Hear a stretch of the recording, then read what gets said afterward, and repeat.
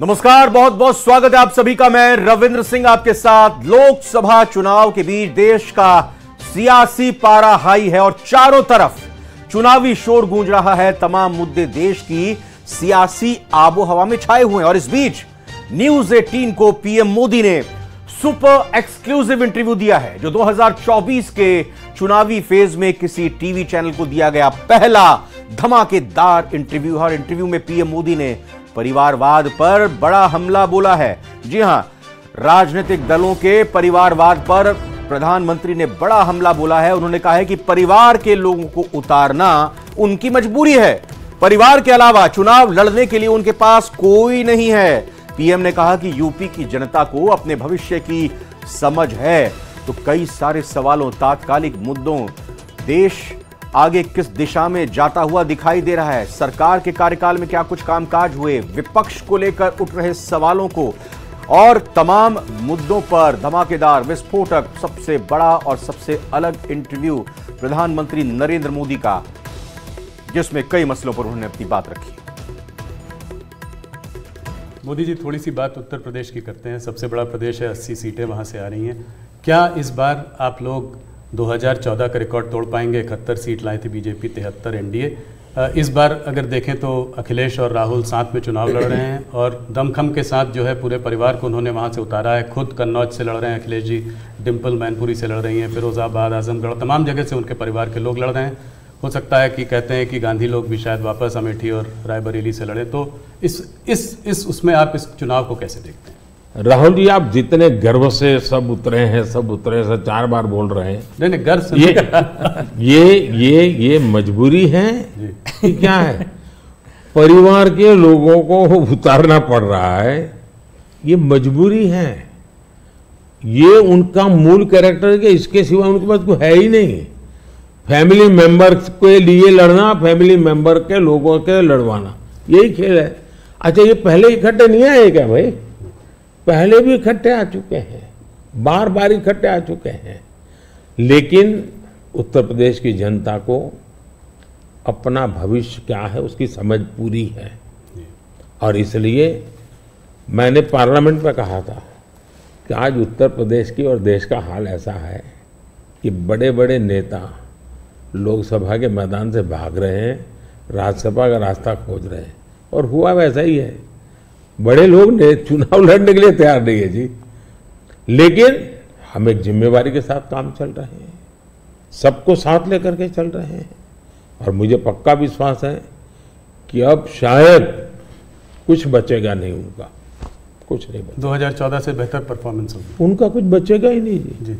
बिहार में आपने फिर नीतीश जी के संग वापस जो है आपका गठबंधन उनके साथ है, उस गठबंधन के साथ लड़ रहे हैं। कैसे देखते हैं? पिछली बार 39 सीटें थी आपकी 40 में, क्या इसको रिपीट कर पाएंगे?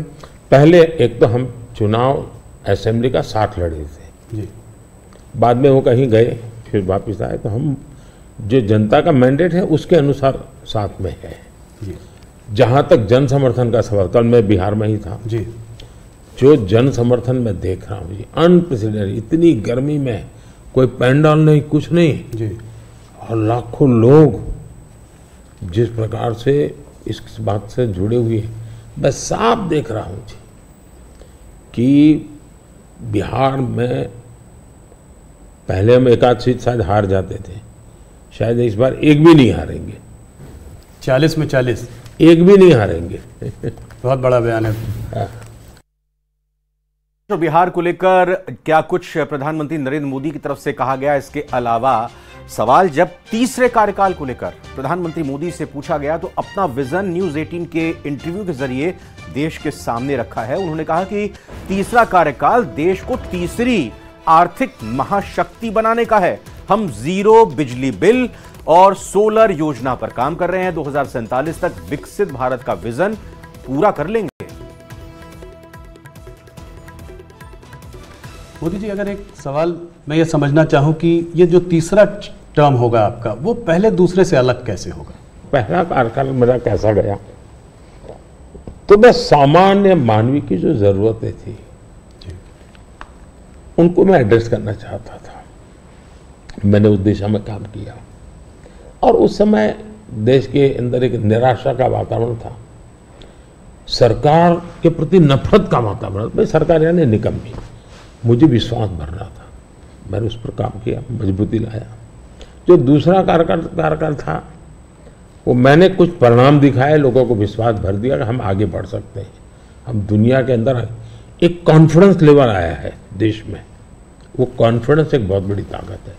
अब आगे जो मेरा कार्यकाल है, मुझे ये जो हताशा में से विश्वास में परिवर्तित हुआ, आकांक्षा में परिवर्तन हुआ, जो एस्पिरेशंस के अंदर परिवर्तित हुआ, अब मुझे देश को तीसरी आर्थिक महाशक्ति बनाना है।